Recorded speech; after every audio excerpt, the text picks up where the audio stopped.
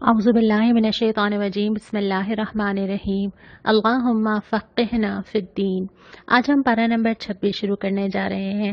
کل کا جو سوال تھا کہ انسان خواہش نفس کو خدا کیسے بنا لیتا ہے، اس کا جواب تو بہت طویل ہو سکتا ہے، لیکن اگر مختصر الفاظ میں کہیں تو شاید اس وقت جب انسان اپنی مرضی کو اللہ کی مرضی پہ مقدم کرتا ہے، یا پھر یہ کہ انسان اپنے نفس کی ضروریات اور خواہشات کو اس حد تک بڑھا لیتا ہے اور اس کے پیچھے بھاگتا چلا جاتا ہے کہ پھر وہ جانور کی سطح تک پہنچ جاتا ہے۔ اس کے بعد ہم آ جاتے ہیں سپارے کے اوپر۔ صورت ہماری وہی چل رہی ہے جو پہلے سے جاری تھی۔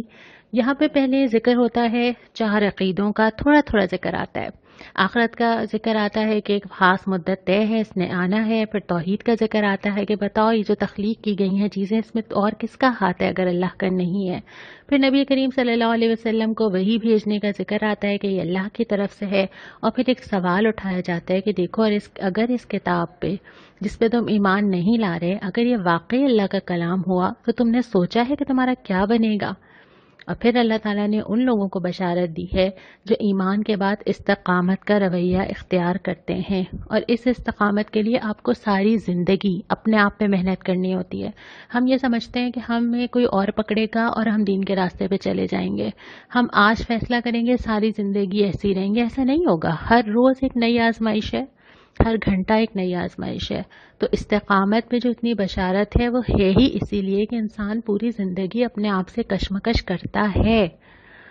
اس کے بعد ذکر کیا والدین اور بالخصوص ماں کا، کہ 3 دفعہ جو نبی کریم صلی اللہ علیہ وسلم سے پوچھا گیا تھا نا کہ یا رسول اللہ حق خدمت کس کا زیادہ ہے، آپ نے فرمایا تھا کہ تمہاری ماں، دوسری دفعہ بھی تمہاری ماں، تیسری دفعہ بھی تمہاری ماں، اس کے بعد فرمایا تھا کہ تمہارے باپ۔ تو یہاں سے وہ وومن امپاورمنٹ شروع ہوتی ہے کہ اللہ تعالیٰ کو ماں کو بحیثیت ماں وہ ساری چیزیں دیتا ہے جس میں اولاد کے اوپر اس کا حق، اس کی رسپیکٹ، اس کے حقوق سب کچھ لازم ہو جاتا ہے، اور پھر سارے رشتوں میں وہ اسی طرح کرتا ہے نا، اس کو جا کے مانگنے نہیں پڑیں گے۔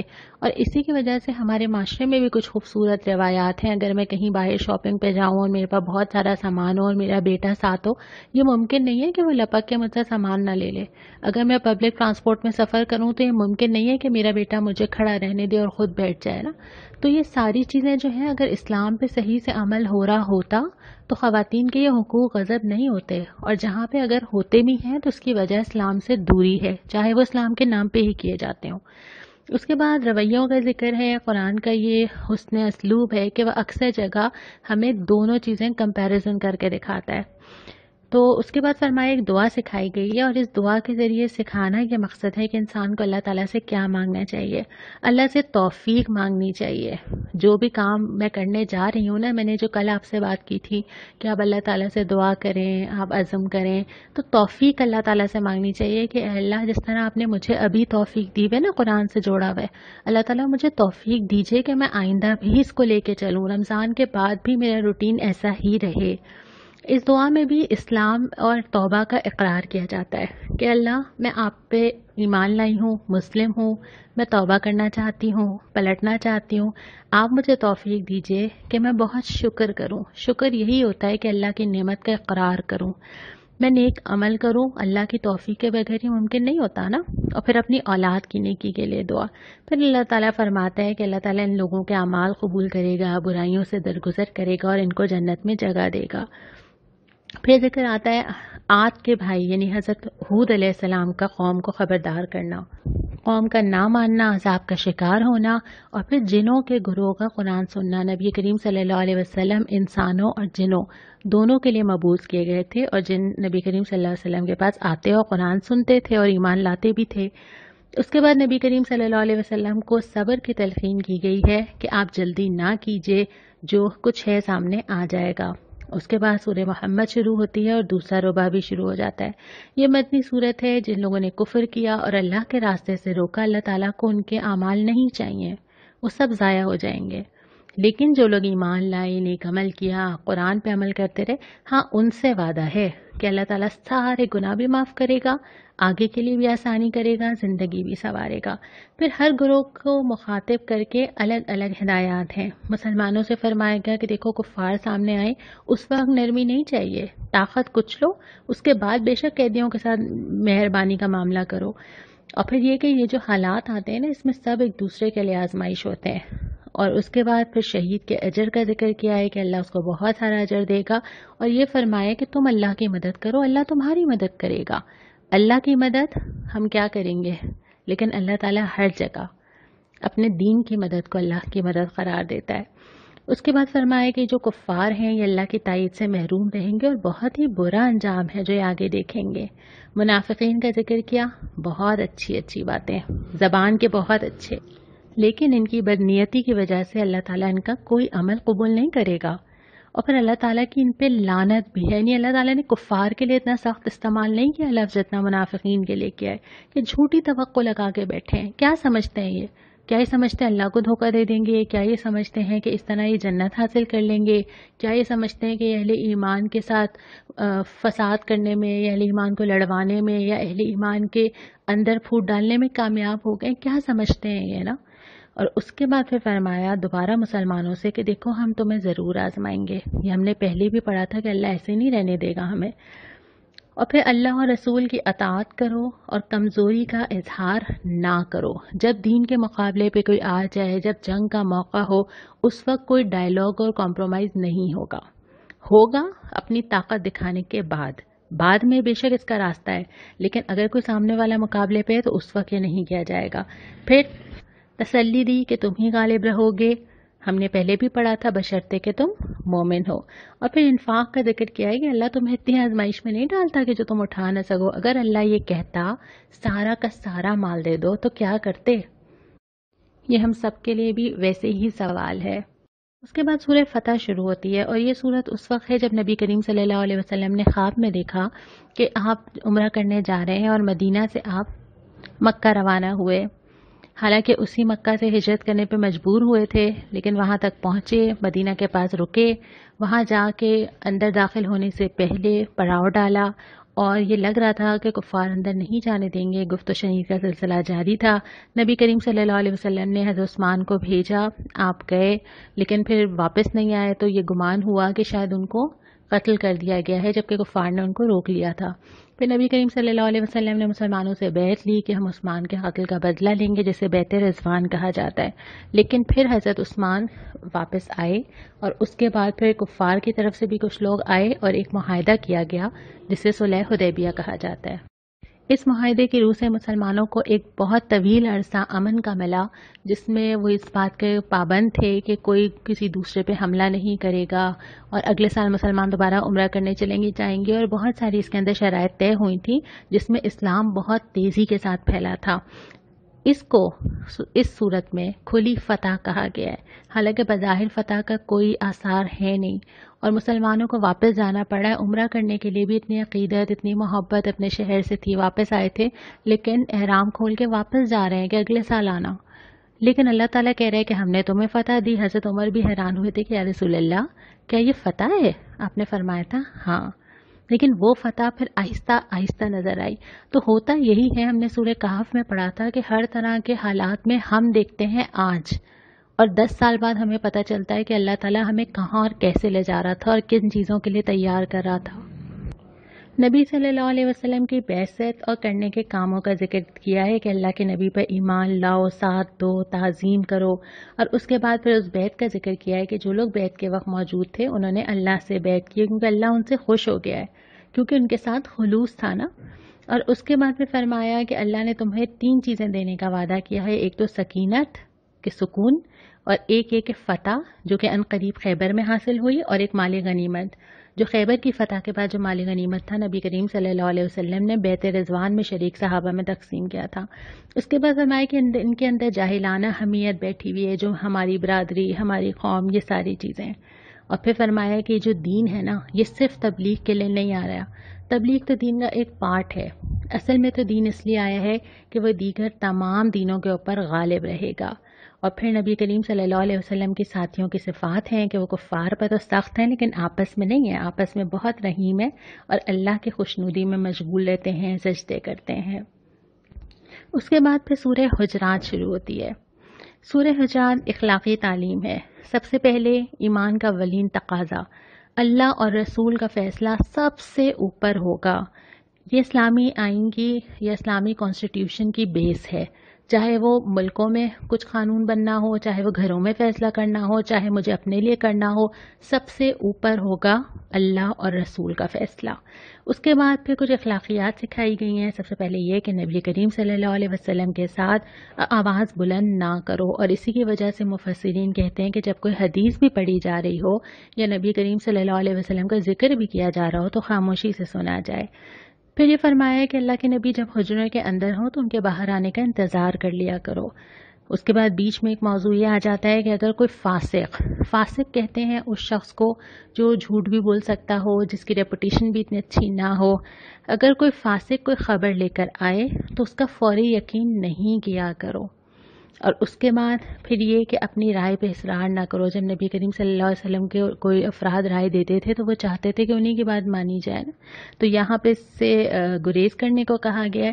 اس کے بعد ایک اہم ترین چیز آتی ہے، اسلامی معاشرے کے اندر گروہ لڑ جائیں تب بھی صلح کراؤ، آپس میں دو بھائیوں میں بھی تعلقات ختم ہوں یا تعلقات خراب ہوں، اس کو بھی درست کرنا ہم سب کی ذمہ داری ہے۔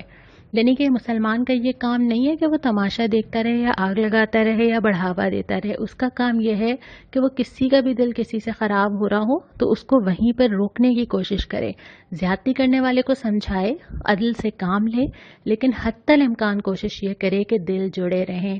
اور اسی وجہ سے آگے فوراً وہ ساری چیزیں آتی ہیں جو تعلقات کو خراب کرنے والی ہیں۔ کسی کے بھی دل میں جب کوئی کینہ، کبر یا اس طرح کی کوئی چیز جنم لیتی ہے نا تو یہ ساری برائیاں از خود آ جاتی ہیں۔ سب سے پہلے یہ کہ کوئی کسی کا مذاق نہ اڑائے۔ اب مذاق اڑانے میں کوئی بھی طریقہ ہو سکتا ہے، نقل کرنا، اشارہ کرنا، کسی کی بھی انسلٹ کرنا، تضحیق کرنا، اس کے لیے آپ کوئی بھی طریقہ اختیار کریں، ڈائریکٹ یا انڈائریکٹ۔ اور اسی طرح پھر تانا دینا، یعنی کسی کا کوئی عیب ہو میں نے اس کو بات سنا دینی ہے، میں نے اس کو بتا دینا ہے، انڈائریکٹلی میں نے اس کو کچھ نہ کچھ کہہ دینا ہے، ساری چیزیں اس کے اندر آتی ہیں۔ اس کے بعد یہ برے القاب سے نہ پکارنا، یعنی ایک انسان اچھی راستے پہ بھی آ گیا تو اس کی پرانی برائیاں یاد کرنا یا اس کے اوپر کوئی نام رکھ دینا۔ پھر اس کے بعد یہ کہ فسق سے بچو، یعنی جو فسق ہے نا یہ ایمان سے میچ نہیں کرتا۔ فسق کی اور فاسق کی نشانیاں ہم نے سورہ بقرہ میں پڑھی تھی، بلکہ جہاں تک مجھے یاد ہے آپ نے لکھ کے بھی بھیجی تھیں۔ تو ایمان سے اور فسق دونوں کا آپس میں کوئی ریلیشن نہیں ہے، تو ایمان آنے کے بعد فسق میں مبتلا ہونا بہت بری بات ہے۔ اس کے بعد فرمایا کہ برے گمان نہ کرو۔ برے گمان میں ایک تو وہ والا گمان ہے جو بہت اچھا ہے کہ آپ اچھا ہی سوچیں نا، وہ تو بڑا پسندیدہ ہے۔ دوسرا یہ ہے کہ اگر کوئی بہت ہی ضروری ہو، جیسے عدالت میں جج کو فیصلہ کرنا ہے، وہ تو گمان کرے گا نا، تو اس گمان کی تو اپنی حد تک انصاف کے ساتھ اجازت ہے۔ پھر اس کے بعد یہ ہے کہ اگر آپ کو کسی کے بارے میں کسی کی شہرت واقعی بہت خراب ہے لیکن آپ اس سے اچھا گمان نہیں کر سکتے، ڈیل کرنا ہو، بزنس کرنا ہو، رشتہ کرنا ہو، تو آپ کیسے اچھا گمان کریں گے؟ تو وہاں پر بھی گنجائش ملتی ہے۔ لیکن وہ والی چیزیں جس میں مجھے کچھ نہیں پتا، میں نہیں جانتی کسی کے بارے میں ازیوم کر لیتی ہوں، اور وہ والی چیزیں جو میرے سامنے کھلی ہوئی نہیں ہے اور میں سوچتی ہوں کہ اچھا یہ ہوا ہوگا اور یہ ہوا ہوگا، اس نے یہ سوچا ہوگا اور اس نے یہ کہا ہوگا، اس بات کا یہ مطلب ہوگا، اچھا کسی نے اچھا کیا ہے تو اس کا کیا مقصد ہوگا، اور یہ پوری چین میرے دماغ میں چل رہی ہوتی ہے، جو چیزیں مجھے پتہ نہیں ہوتی اور جو چیزیں کنفرم نہیں ہوتی، میں خود ہی کڑیاں جوڑ کے کیس بناتی ہوں، اس کی کوئی گنجائش نہیں ہے۔ اس کے بعد یہ کہ تجسس نہ کرو، جو چیز تمہیں نہیں پتا تمہیں معلوم کرنے کی ضرورت نہیں ہے، یہاں تک کہ کسی اسلامی حکومت کو بھی اس کی اجازت نہیں دی گئی کہ وہ لوگوں کے گھروں میں جھانک کے دیکھے کہ لوگ کیا کر رہے ہیں، تو عام شہری کو تو خیر بالکل بھی نہیں ملتی۔ دوسری بات یہ ہے کہ ایک مسلمان دوسرے مسلمان کا چوکیدار نہیں ہے، یہ ہماری ذمہ داری نہیں ہے کہ ہمیں سب کچھ معلوم ہو۔ اور تیسری بات یہ کہ کسی کے گھر میں کیا ہو رہا ہے پوچھنا، سوال کرنا، جا کے خبر لینا، کسی تیسرے آدمی سے پوچھنا، ان سب کی کوئی گنجائش نہیں ہے۔ پھر آخری چیز یہ کہ غیبت نہ کرنا، انتہائی شدت کے ساتھ ذکر ہے کہ جیسے تم اپنے مرے ہوئے بھائی کا گوشت کھاؤ، اور غیبت سے بھی صرف وہی چیزیں مستثنیٰ ہے، جیسے اگر کوئی مظلوم ہے اور وہ عدالت میں جا کے ظالم کی شکایت کرتا ہے، یہ غیبت تو جائز ہے۔ یا اگر کوئی ایسا مشورہ ہے، مثال کے طور پہ میں کسی سے پوچھوں کہ میں نے فلانا کے ساتھ کاروبار کرنا ہے، آپ کی کیا رائے ہے، تو اگر رائے چھپائی جائے گی تو یہ اس سے بڑی برائی ہو جائے گی۔ یا یہ کہ اگر کوئی رشتہ طے ہونا ہے اور معلومات کی جا رہی ہوں، ایسے موقع پہ ٹھیک رائے دینا ٹھیک ہے، لیکن اس کے علاوہ غیبت کی کوئی گنجائش نہیں ملتی۔ یہ جو چھوٹی چیزیں نا، یہ دن میں ہم پتہ نہیں کتنی دفعہ کرتے ہیں، शायद दिन में कई कई बार हमें आइडिया ही नहीं है, क्योंकि हमारी ऐसी आदत बन चुकी है कि हम ये सारे काम बगैर सोचे समझे करते चले जा रहे हैं। और इन सारी चीज़ों से संभलने का एक बड़ा तरीका तो यही है कि इंसान अपनी ज़बान को काबू में रखे। अल्लाह ताला के नज़दीक इंसान की इज़्ज़त बहुत ज़्यादा मोहतरम है, और ये जितनी चीज़ें हैं ये किसी भी इंसान की इज़्ज़त ख़राब करने वाली हैं। और जो इंसान किसी दूसरे की इज़्ज़त ख़राब करता है वो बहुत बड़ा गुनाह करता है। और इसकी तलाफ़ी भी यही है कि उस शख्स से जाके माफ़ी मांगी जाए, शायद वो माफ़ कर दे तो अल्लाह माफ़ कर दे, या अगर वो दुनिया में नहीं है तो उसकी तरफ से सदका किया जाए, उसके लिए दुआएं की जाए, शायद अल्लाह ताला कोई रास्ता निकाल दे। वरना ये कि अल्लाह ताला उस शख्स के गुनाह मुझे दे दे या मेरी नेकियां उसे दे दे, तो ये ज़बान से निकलने वाले अल्फाज कोई मामूली चीज़ नहीं है। अल्लाह ताला ये भी फरमाते हैं कि अल्लाह ताला की इबादत का जो रजिस्टर है ना, अगर वो बहुत अच्छा भी हुआ, लेकिन अगर लोगों के साथ मेरे मामलात अच्छे नहीं है तो मैं अल्लाह ताला की पकड़ से और उसका नतीजा हासिल किए बगैर बच नहीं सकती। तो इस बात का बहुत ख्याल रखना चाहिए कि ये जो मेरी ज़बान से अल्फाज निकल रहे हैं इन सब की गिरफ्त है, और यही मैं अपने लिए भी पसंद करती हूँ ना। मैं चाहती हूँ कि मेरी इज्जत महफूज रहे, कोई मेरे बारे में ऐसी बात ना करे, कोई मुझे ताना ना दे, कोई मुझे मेरी ग़ीबत ना करे। तो अल्लाह ताला चाहता है कि मैं दूसरों के लिए भी ऐसा ही सोचूं। तो ये चीज़ माशरे में पैदा करना, एक दूसरे को तवज्जो दिलाना और इसकी आदत अपने आप को डालना बहुत ज़रूरी है कि मेरे ज़बान से कोई ऐसा लफ्ज़ ना निकले जो किसी की इज्जत ख़राब करता हो।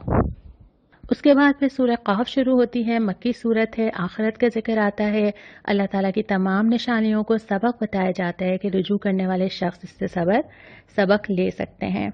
फिर फरमाया कि जो गुज़िश्ता कौमें हैं ये भी इबरत के सामान हैं, और अल्लाह ताला इंसान की रग एक गर्दन से ज़्यादा करीब है, सब जानता है वो क्या चल रहा है दिल में, वसवसे क्या आते हैं, सोचता क्या है, सब उसको मालूम है।